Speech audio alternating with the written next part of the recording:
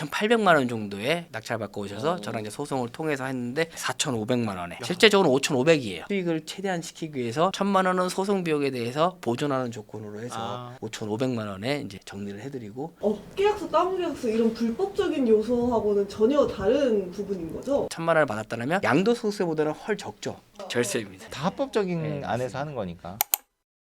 안녕하세요, 경장인입니다. 이범주 법무사님 옆에 모셨습니다. 반갑습니다. 네, 안녕하십니까. 저는 강남에서 법무사 사무소를 운영하고 있고 지분 부동산 경공매 신심인 이범주 법무사라고 합니다. 안녕하십니까. 요즘 어떻게 교육생들 어떻게 입찰 하고 계신지. 교육생들이 너무 수강의 열기가 너무 많아서 제가 이거 딱 일기 끝나고 나서 바로 3일 동안 입원했습니다. 그 얘기를 네. 듣고 너무 마음이 아팠어요. 근 25년 만에 처음 일어나는 일이네. 그만큼 다 쏟아 부은 거지. 열정적으로 강의뿐만 아니라 현장에도 많이 나가고 그런 것들이 많이 피로가 누적되신 것 같아요. 시작을 안 했으면 모르겠는데 시작을 했기 때문에 끝까지 좀 책임져야 된다는 생각을 갖고 하나하나씩 최선을 좀 다해서 하려고 노력하고 있는 중입니다. 강사는 힘들수록 교육생들은 더 만족을 하시기 때문에 후기가 너무 좋아요, 진짜. 그래서 입찰도 하고 있고 결과도 저희가 좀 나온 걸로 알고 있어요. 뭐 낙찰 받은 물건들을 어느 정도 시세 물건을 어느 정도의 낙찰을 받았는지. 지금 현재까지 경매로 3건, 공매로 1건. 인천시 부평구에 있는 도로로 되어 있지만 지목은 대지. 수업 시간에 이제 미불용지에 대해서 알려드려요. 지분인데 미불용지 이제 보상법에 따라서 미불용지 같은 경우는 지목에 상관없이 지자체에서 매입해야 되는 도로가 있어요. 사실 이거는 이제 미불용지는 아니에요. 2028년도에 인천에서 매입 예정인 도시계획도로가 있어서 제가 설명드렸고 미불용지는 아니지만 지자체를 통해서 이것도 그냥 들어가는 게 아니라 기본적으로 수업을 통해서 배우신 다음에 거쳐야 되는 단계는 있어요. 지자체 전화해서 이게 미불용지인지 2028년도에 보상 계획이 있다는 걸 확인하고 들어가셔도 되고 이거는 이제 기회비용이라는 게 있거든요. 왜냐면 지금 2024년이기 때문에 4년이나 남았어요. 분명히 안정적이긴 하지만 4년이라는 기간이 있기 때문에 지금 공유자하고 협상을 하다가 안 되면 그 4년을 기다려야 된다. 본인이 기다릴 수 있다. 왜냐하면 감정가가 8,500만 원이고 그때 되면 또 감정가를 다시 하게 되면 연 3% 정도의 지가 상승률이 있기 때문에 그래도 한 1억 가까이 나오지 않겠냐 이제 예상을 하고 본인은 괜찮다. 공유자들이랑 협의가 봐갖고 팔리면 팔고 팔면 아까처럼 그 기다릴 수 있다는 것은 혼자 들어갔습니다. 4,300보다는 조금 더 떨어지게끔 한 30 몇 %에 들어가라고 얘기를 했는데 혼자 단독으로 들어가겠다 그래서 그냥 50% 들어가서 4,300만 원에 받으셔가지고 2주 전에 이제 소유권 이전 등기까지 다 해서 현재 내용 증명서 보내고 공유자랑 협상. 공유자가 같이 매도하자 그래서 부동산에 내놓고 있는 상태예요. 수익화가 더 빨리 될 수도 있겠네요. 안 되더라도 4년 뒤에는 지자체에서 매수할 계획이 있다고 다 확인하고 들어간 거기 때문에 이걸 모르세요. 아니 우리만 해도 이런 거 보이면 그냥 넘어가지 사실. 오히려 이제 경매손 이런 것들이 흙 속에 감춰진 진주라고 해야 되나? 저는 그렇게 표현하거든요. 수업 시간에 딱 한 문구만 딱 배우고 나면 이것만 보시는 분들이 있으세요.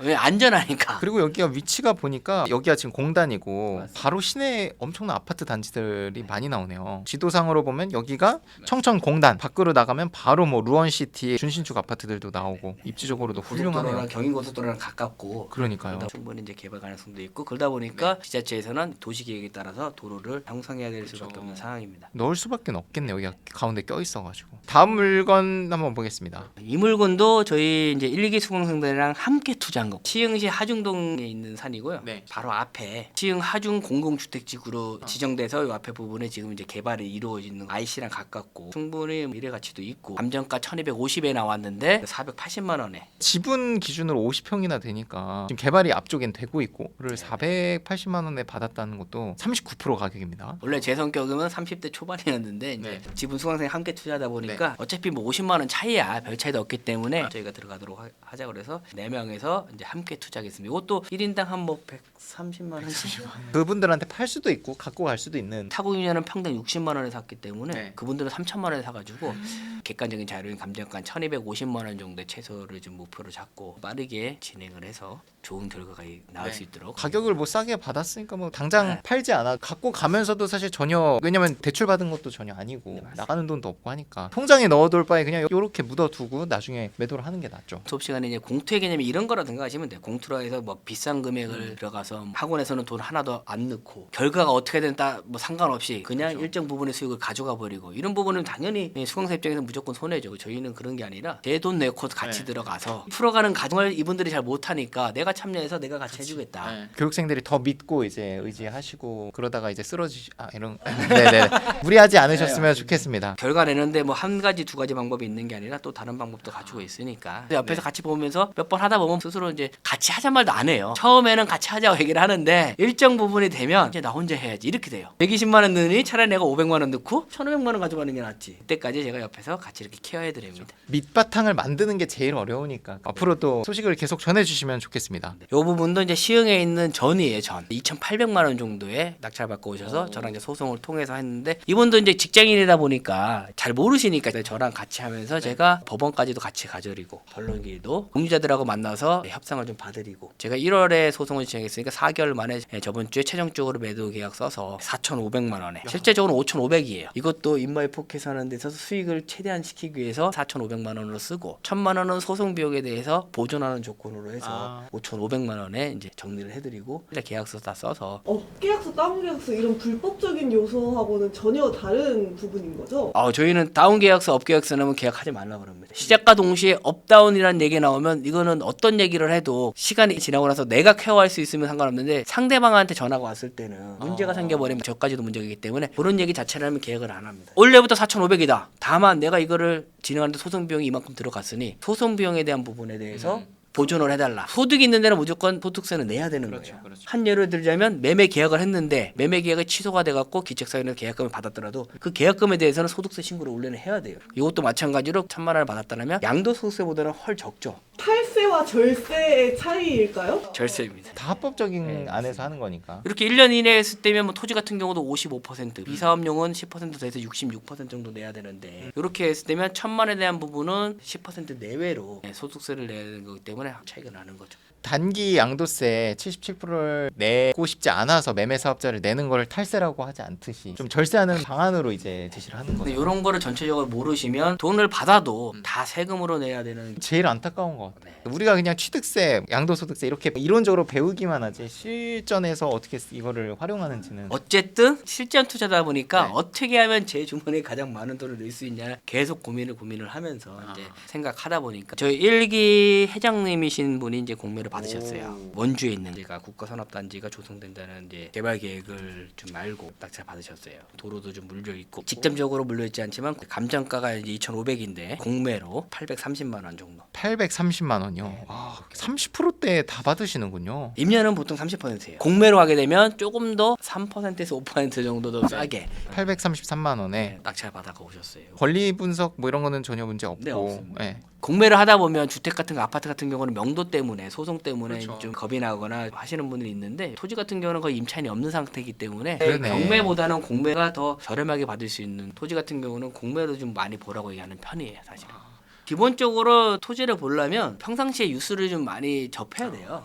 예전에 제가 좋아했던 처인구 쪽 삼성 부분이라든지 SK라든지 그쪽에 마트 핫할 때 그 전부터 처인구에 대한 얘기가 나오면서 계속 처인구 쪽으로 제가 이면을 보고 있었거든요. 기업들도 자기가 원하는 자리가 정해져 있지 엉뚱하게 뭐 저쪽에 뭐 전라도 가서 회사를 설립한다 이런 건 잘 안 하거든요. 왜냐하면 물류라든지 여러 가지를 봤을 때 가장 이익이 되는 자리를 하게 되고 미래 가치도 보기 때문에 접근성이라는 걸 볼 수밖에 없거든요. 평상시에 뉴스를 좀 많이 보면서 큰 금액이 아니기 때문에 소액이잖아요. 시간을 갖고 접근하시면 충분히 좋은 결과를 낼 수 있는 게 이런 토지의 매력이지 않을까 생각합니다. 계속적으로 뉴스나 이런 것도 올려주시잖아요. 네네. 반응이 되게 좋은 것 같아요. 뉴스를 보면서 뭐 시간을 많이 낼 필요는 없고 타이틀만 보셔도 부동산 정책은 정치인이 하는 거고 그들이 따라가는 방향이라도 좀 읽어가면서 힌트들이 나오잖아요. 호재라든지 이런 것들 얘기 나오고. 뜬금없이 뭐 그 어떤 게 호재가 나오는 게 아니라 그 전부터 다 논하고 있다가 이제 어느 순간 일정 부분에 올라왔을 때 이제 이슈되는 경우가 많기 때문에 큰 금액이 아니라면 큰 금액이 들어간다라면 저 같은 경우도 확실하지 않은 정보에는 들어가지 말라고 얘기를 하는 편이에요. 큰 금액이 들어갔다가 오랜 시간 묶여버리면 그것만큼 또 힘든 것도 없기 때문에 소액으로 충분할 수 있는 금액이지 않을까. 너무 좋은 것 같습니다. 공매로 받으신 거는 예상 매도라든지 협상이 어떻게 좀 되고 있는지 이런 것들. 공매 같은 경우는 경매 결차가 좀 달라요. 월화수 이렇게 3일 정도 입찰에 들어가서 목요일 날 개찰이 되고 그 다음 주 월요일 날 매각허가 결정이 나거든요. 매각허가 결정까지 공유자 우선 매수할 수 있는 기간이 있어요. 한국자산관리공사에서 공유자한테 전화를 하거나 공유우선 매수 할 거냐고 물어봐요. 잘못하게 되면 자기가 또 못 받을 수 있는 상황이 와요. 경매는 당일날 가서 공유우선 매수 없으면 끝나지만은 네. 요거는 매각 허가 결정일까지 공유우선 매수권이 살아있기 때문에 이런 부분이 있고, 허가 결정이 끝나고 나면 정해진 프로세스에 따라서 공유자한테 내용 증명서 보내고 협의를 통해서 안 되면 소송을 통해서, 지금 이제 공유자도 중요하지만 뒤에 있는 부분에 대해서 전원주택을 개발하려고 그런지 모르겠지만 여러 명에서 뒤에 있는 땅을 나눠서 산 흔적이 있어요. 저는 토지를 살 때 주의를 토지 등기 등본도 좀 보라는 편이거든요. 보니까 그런 것도 있어서 추후에 그쪽 개발이 되면 앞에 있는 부분이 도로로 껴야 되는 부분이 있기 네, 때문에 네. 그분들한테도 제가 내용 증명서를 보내라. 네. 개발하기 위해서는 우리 땅이 필요하니 일정 부분에 대해서 필요하신 분들은 팔겠다는 내용 증명서 보내자고 지금. 그렇죠. 어쨌든 이분들이 맹지가 되지 않으려면 요거를 네, 같이 맞습니다. 갖고 가야 되니까. 지금 벌써 이제 1기가 끝나고 2기 모집 중인데 2기 때 좀 어떤 물건에 집중을 하실 계획이고 어떤 이제 교육들이 들어가는지 설명을 주시면 좋을 것 같습니다. 지분 부동산의 전반적인 절차에 대해서 얘기해 드릴 거고, 부동산 종류별로 이해를 해야 그 다음에 투자에 대한 포인트를 잡을 수 있기 때문에 주택에 대한 부분, 토지에 대한 부분, 도로 부분이나 미불용지에 관한 부분 얘기 드리고, 낙찰 받고 났을 때 어떻게 해결하는지에 대해서 소송이라든지 내용 증명서 보내는 방법, 현장에서 필요한 부분에 대해서 이제 설명을 드릴 계획입니다. 현장 임장이라든지 명도 현장이라든지 한 3회 정도 4회 정도 필요할 때는 정규 강의 시간에다가 1시간 정도 더 플러스해서 명예에 따른 세금 강의도 같이 이루어지기 때문에 네. 전체적인 부동산 투자에 대해서 이해를 하시고 할 수 있을 겁니다. 지분 부동산에서 초점을 주는 거는 경쟁하지 말자. 다른 물건 했다가 계속 떨어지시는 분들이 오세요. 아파트 들어갔는데 8번 9번 들어갔다. 원샷 원킬로 첫 번째 낙찰자가 됐어요. 9번 정도 떨어지셨다가 수익률이 7%까지 잡으셨다 그러더라고요. 아파트니까. 물건은 워낙 좋은 것만 들어가다 보니까 7%도 수익률에서 7번인가 8번 떨어져서 정기 수강 들었는데, 정기 수강 3주차 만에 들어가서 한 번에 낙찰받고 2024년도에 자기가 한 것 중에서 가장 행복한 네. 수강이라고 좀 남겨주셨더라고요. 이런 부분에 초점을 맞추고 경쟁하지 않는 물건들, 임야 같은 물건이나 일기 수강 중에서 저랑 또 다음 주에 화성에 있는 농지 전 농지증 지금 신청한 상태고, 농지증만 들어오면 그것도 단독이에요. 지금까지 농지증이 아무도 안 나왔기 때문에 못 받아갔는데, 그것도 감정가가 600인가 500인데 이제 150만 원 정도에 제가 입찰을 준비했고 150만 원. 소액으로 안정적으로 우량 물건의 아파트 같은 거를 함께 투자해서 뭐 1년에 뭐 15% 정도 이상 낼 수 있는 물건에 대해서 투자할 생각입니다. 수업의 과제를 통해서 각각의 부동산 종류별로 들어갈 만한 거를 드려요. 본인들이 가져온 숙제랑 제가 한두 번 정도 다시 컨펌 받아서 이 정도는 들어갈 만하다 들어가기 때문에 보통 5개 이상은 한 수업마다 올리는 것 같아요. 개인적으로 오시는 분들이 있으세요. 이 물건 들어가고 싶은데 어떠냐. 그분들은 이제 모아서 제가 이분도 이게 관심 있다 하더라. 같이 함께 하는 게 어떠냐. 좋습니다. 고생하셨습니다. 네. 고생 많으셨습니다. 네, 고생하셨습니다.